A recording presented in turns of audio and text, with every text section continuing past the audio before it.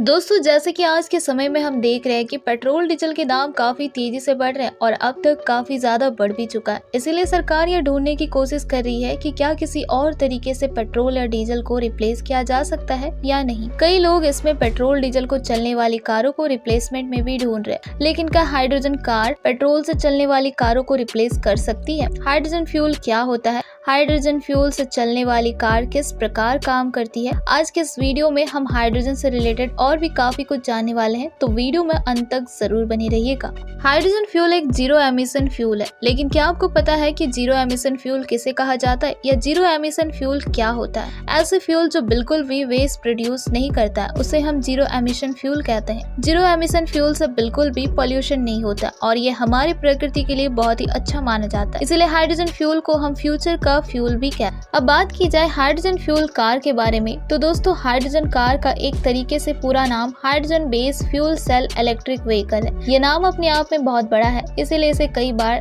HFEV या फिर hydrogen car या फ्यूल सेल व्हीकल कहा जाता है। हाइड्रोजन कार एक इलेक्ट्रिकल मोटर पर चलने वाली कार होती है, जिसे चलने के लिए हाइड्रोजन फ्यूल की आवश्यकता होती है। हाइड्रोजन फ्यूल मूल रूप से इलेक्ट्रिक मोटर और इलेक्ट्रिसिटी या फिर एनर्जी प्रदान करती है, जिसकी वजह से इसका पिस्टन घूमता है और कार चलती है। हाइड्रोजन फ्यूल एक तरीके का एनर्जी सोर्सेस है, जिसकी सहायता से कार की मोटर चलती है। हाइड्रोजन कार में इलेक्ट्रिसिटी या फिर एनर्जी के लिए हाइड्रोजन फ्यूल भरा जाता है। हाइड्रोजन कार के काम करने की प्रक्रिया ज्यादा मुश्किल नहीं है। इसके अंदर एक इलेक्ट्रिक मोटर लगी होती है जो कार के पहियों को घुमाने का काम करती है। इसी के साथ कार में इलेक्ट्रिसिटी जनरेट करने का काम भी करती है, जो कार के अन्य सुविधाओं के लिए आवश्यक है। इसके लिए कार में एक्सटर्नल वे में एक फ्यूल भरा जाता है, जिसे हाइड्रोजन फ्यूल कहा जाता है और कई बार इसे फ्यूल सेल भी कहा जाता है। हाइड्रोजन सेल की मदद से इलेक्ट्रिसिटी पैदा होती है और इसी इलेक्ट्रिसिटी का इस्तेमाल इस कार के अंदर लगी हुई मोटर करती है और इस इलेक्ट्रिसिटी की मदद से कार के पहिए भी घूमते हैं और कार में इस्तेमाल होने वाली अन्य इलेक्ट्रिसिटी उपकरणों का इस्तेमाल करने का मौका मिलता है।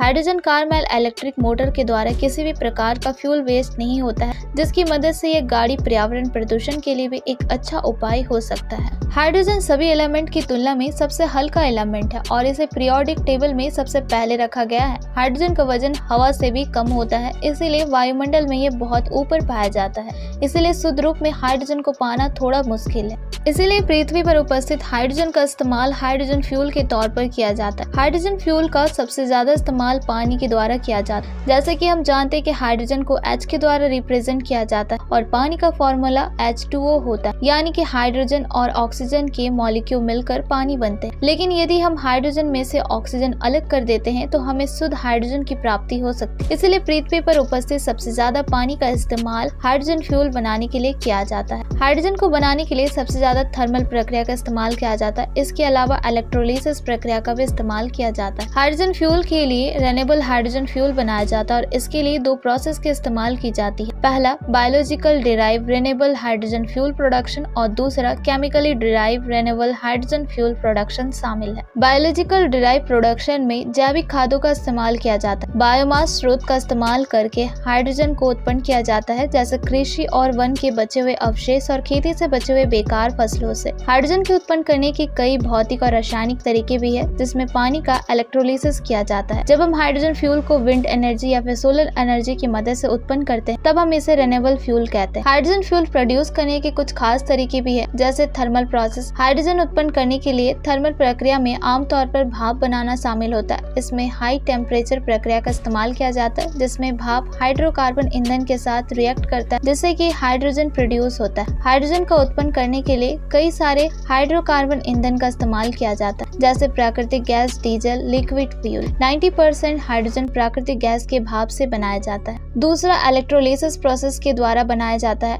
इलेक्ट्रोलिसिस प्रोसेस में हम पानी को हाइड्रोजन और ऑक्सीजन से अलग कर देते हैं। तीसरा बायोलॉजिकल प्रोसेस। इस प्रोसेस में बैक्टीरिया, माइक्रोसेल्स जैसे जीवाणु का उपयोग किया जाता है और बायोलॉजिकल रिएक्शन के जरिए हाइड्रोजन का निर्माण किया जाता है। बात की जाए इलेक्ट्रिक कार और हाइड्रोजन कार में क्या अंतर है, तो इलेक्ट्रिक कार और हाइड्रोजन कार में सबसे बड़ा अंतर यह है कि इलेक्ट्रिक कार में इस्तेमाल की जाने वाली मोटर को एक इलेक्ट्रिक मोटर कहा जाता है और इलेक्ट्रिक मोटर को इलेक्ट्रिसिटी प्रोवाइड करने का काम एक लिथियम आयन बैटरी से किया जाता है। इसी बैटरी को चार्ज करने का काम डायरेक्टली इलेक्ट्रिसिटी से किया जाता है। इससे इलेक्ट्रिक इलेक्ट्रिक मोटर को इलेक्ट्रिसिटी प्रोवाइड होती है, जिसकी मदद से इलेक्ट्रिक मोटर कार के पहिए घुमाने और अन्य इलेक्ट्रिसिटी उपकरणों को चलाने का काम करती है। दूसरी ओर हाइड्रोजन फ्यूल कार में जो इलेक्ट्रिकल मोटर होती है उसे इलेक्ट्रिसिटी प्रोवाइड करने का काम हाइड्रोजन फ्यूल करता है। यहाँ पर हाइड्रोजन फ्यूल के द्वारा इलेक्ट्रिसिटी जनरेट की जाती है और इस इलेक्ट्रिसिटी का इस्तेमाल इलेक्ट्रिक मोटर को चालू करने में किया जाता है। उस इलेक्ट्रिक मोटर की सहायता से कार के पहिए घुमाए जाते हैं और अन्य कार के इलेक्ट्रिकल उपकरण का इस्तेमाल किया जाता है। इसी के साथ हाइड्रोजन फ्यूल अन्य पेट्रोल या डीजल की तरह फ्यूल वेस्ट नहीं करता। इस फ्यूल के कारण पर्यावरण प्रदूषण होने की संभावना भी खत्म हो जाती है। यदि हम साधारण तौर पर देखें तो इलेक्ट्रिक कार या हाइड्रोजन कार हमें साधारण पेट्रोल और डीजल कार की तुलना में इस्तेमाल करने लायक नजर आती है और हाइड्रोजन कार को इस्तेमाल करना पेट्रोल कार, डीजल या फिर इलेक्ट्रिक कार की तुलना में काफी सस्ता भी होता है। इसलिए हाइड्रोजन कार का इस्तेमाल भविष्य में काफी ज्यादा सुरक्षित नजर आता है। तो दोस्तों, ये थी हाइड्रोजन कार से रिलेटेड सारी जानकारियां। उम्मीद करती हूँ कि आपको सारी चीजें समझ में आ गई होगी। वीडियो अच्छी लगी हो तो वीडियो को लाइक और शेयर जरूर कीजिएगा और हमारे साथ बने रहने के लिए हमारे चैनल को सब्सक्राइब भी जरूर कर लीजिएगा।